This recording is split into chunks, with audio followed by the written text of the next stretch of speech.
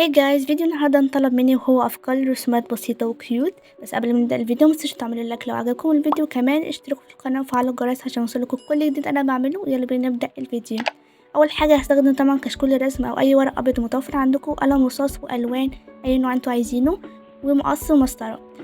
هاخد الورقة البيضة وهبدأ اني اعمل مربعات، 4 مربعات 6 في 6 اي عدد انتوا عايزينه. لو برضو مش عايزين تعملوا مربعات عادي، انا بس بعملها عشان اسهل عليا ان انا ارسم الافكار قدامكم. يلا نبدأ الرسم والتلوين. اول حاجة فتحت بنترست وشفت افكار للرسومات، خدت البعض منها عشان ارسمها قدامكم. هبدأ باول مربع، هستخدم اللون البينك والاسود.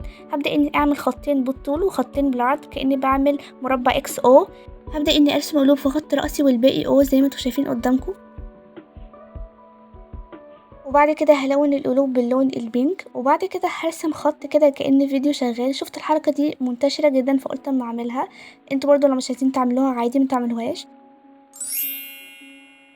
دي تاني فكرة، هبدأ اني ارسم شخصية من الشخصيات دي، اكيد شفتوها قبل كده فمش هعرف اشرحها كويس. المهم ان انا رسمت بس الشخصية ورسمت ايده كأنه عامل شكل قلب بصوابعه، وبعد كده هرسم نقطتين لعينه وطاقية كأنه لابس طاقية كده.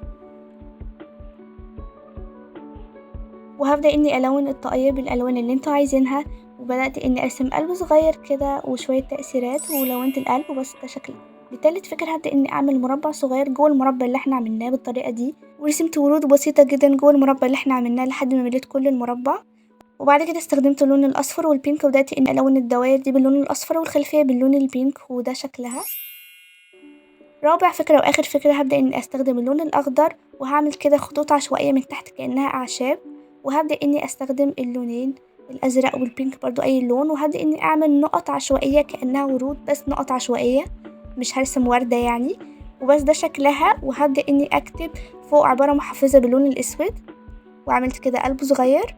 وبس هو ده شكلها في الاخر، وهي دي النتيجة، وهي دي بعض افكار الرسومات اللي احنا عملناها. كيوت جدا وسهلة، ممكن اي حد يرسمها. وبس بحبكم جدا واشوفكم الفيديو الجاي ان شاء الله. باي باي.